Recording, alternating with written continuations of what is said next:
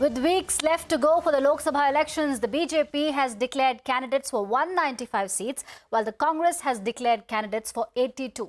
Congress's second list, which was released yesterday, has names of 43 candidates across 5 states and 1 union territory.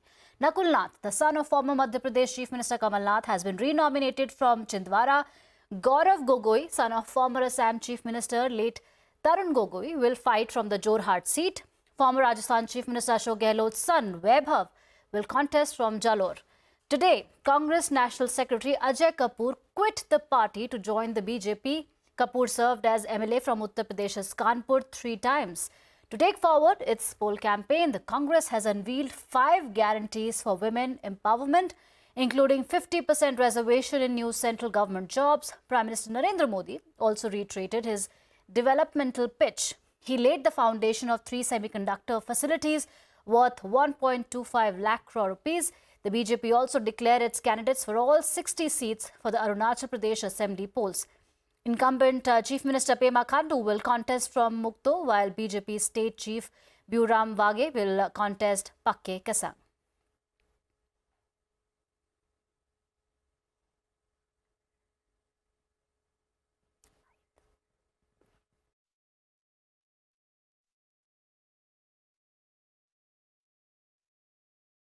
All right, to take this conversation forward, I'm joined by Ninad Seth, senior journalist on the broadcast. Thank you for joining us, Mr. Seth. How do you view these developments? Both the BJP and the Congress, the political activities are at its peak. Both parties trying to intensify political campaign promises ahead of the elections. What do you see as far as the election of candidates is concerned, the tickets that are being given to the Congress? I think that first of all, thank you for having me. I think the bloodbath that you saw in the market today had nothing on the bloodbath that you are seeing in the elections. Already BJP has dropped 33 sitting MPs, and I think it will drop many more. Each party has a reason for choosing whom they choose. Now, for the BJP, I think there are 3 standout reasons. The first, obviously, is winnability. Under the Modi popularity umbrella and the performance of the government, we should bear in mind that this is the 3rd time they are going for elections. So there is a lot of people who will be dropped just to take care of anti-incumbency. That's part 1.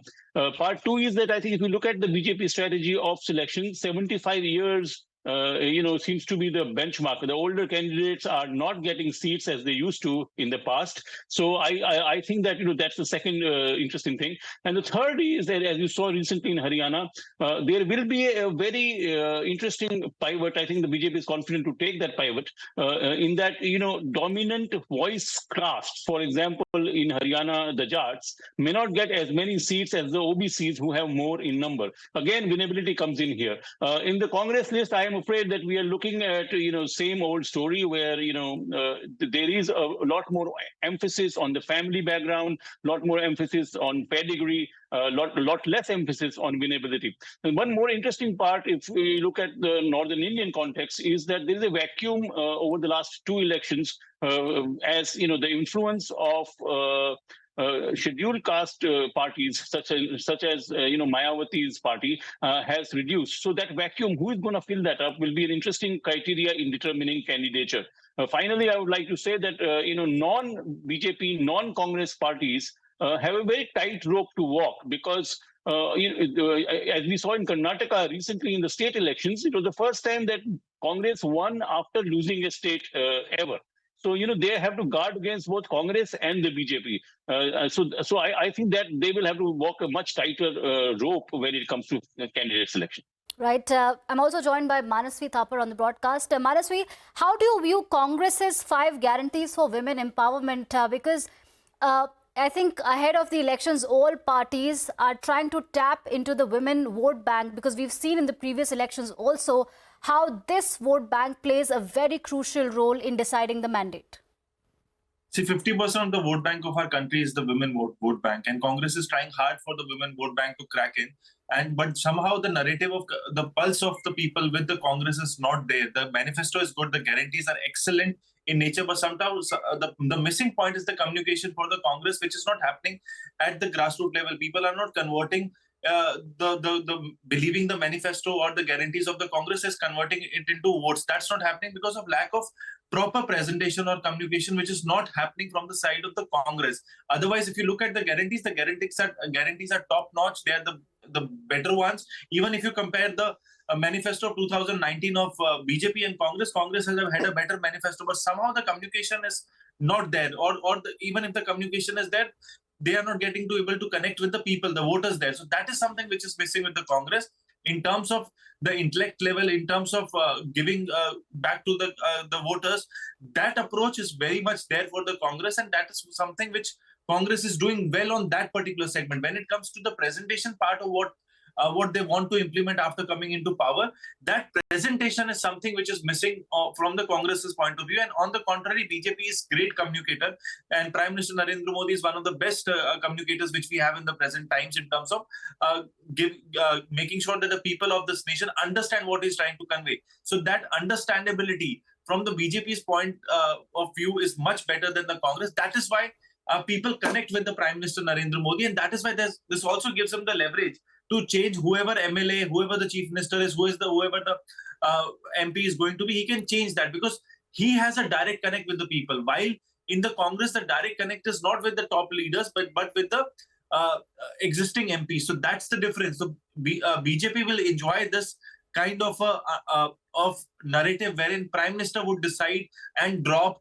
whoever he wants to drop or whoever he wants to pick up because he's having the direct connect. So the vote does not go to the BJP.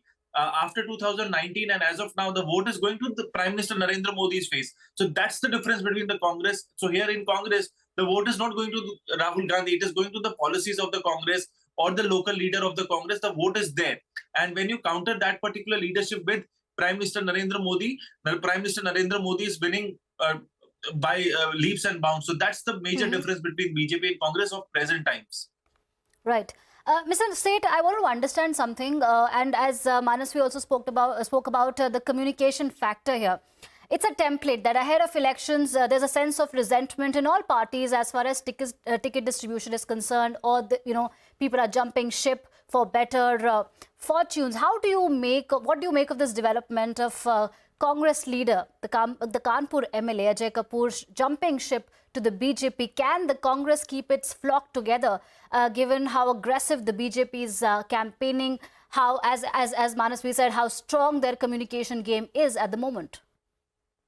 I think that, in Indian democracy, while communication without question has a lot of, importance, it is overrated. You see, what is an election about? The election in any democracy, but in particularly in the first past the post system, the election is about a party system is a funnel, funnel which communicates the grassroots message up to the, up every floor, up to the highest level. Now that is missing in the Congress structure because that communication is broken down. However, in the BJP, when it comes to jumping ship, etc., the reason why people don't jump ship is, first of all, they are winning massively, it appears, but secondly, it's a cadre-based party. A cadre-based party is very different from a family five, and so that difference is obviously showing. But I do not believe that communication alone matters. You see, in India, in the last 10 years, what we have seen is a dramatic political change where you cannot rule on behalf of a community. You have to give that community leverage, you have to give that community representation, you have to give that community tickets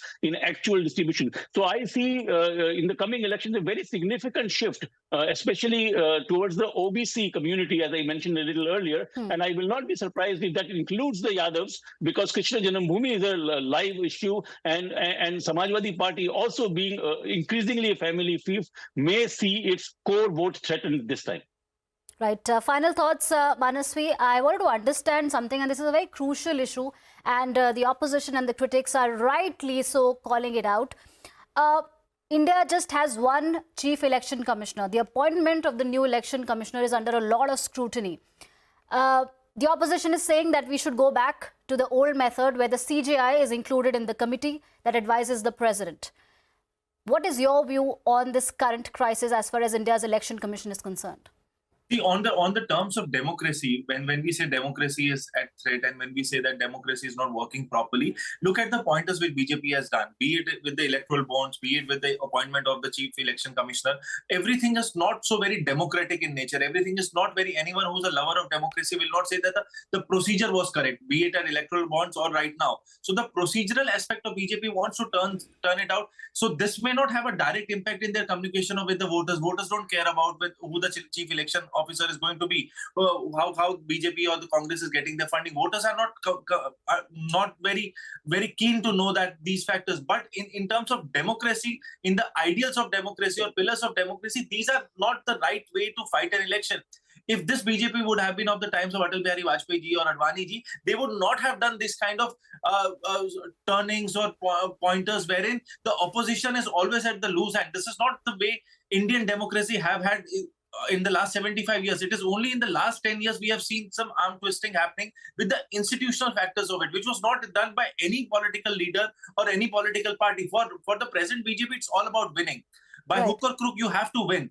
The method could be debatable, but who's there to debate? The method could be countered. We need a Supreme Court to tell us that electoral bonds were wrong. We need the entire opposition to come out and say that please include Chief Justice of India. Chief Justice of India is the most neutral person in the country could have ever been. So that is something which on the ethical points of democracy, we would question it, but BJP is winning it out.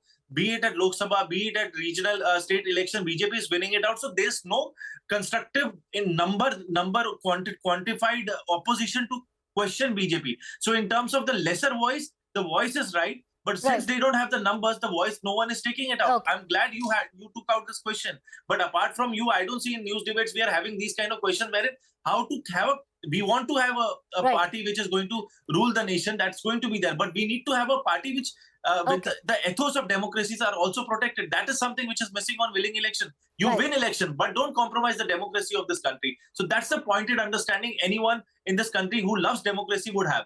All right, we always raise the right questions. Thank you, Manasvi Thapar and Ninad Seth for joining us on this very important conversation around the upcoming Lok Sabha elections. We'll keep tracking the big campaign and keep an eye on the opinion polls that are coming up on this channel very soon. Tonight is the big day. We will be tracking all those numbers. But for now, we are heading into a short break. Up next, the government notifies the Uniform Marketing Code for pharma companies, clamps down on gifts, puts a cap on free drug samples. Are the measures enough or are they way too stringent?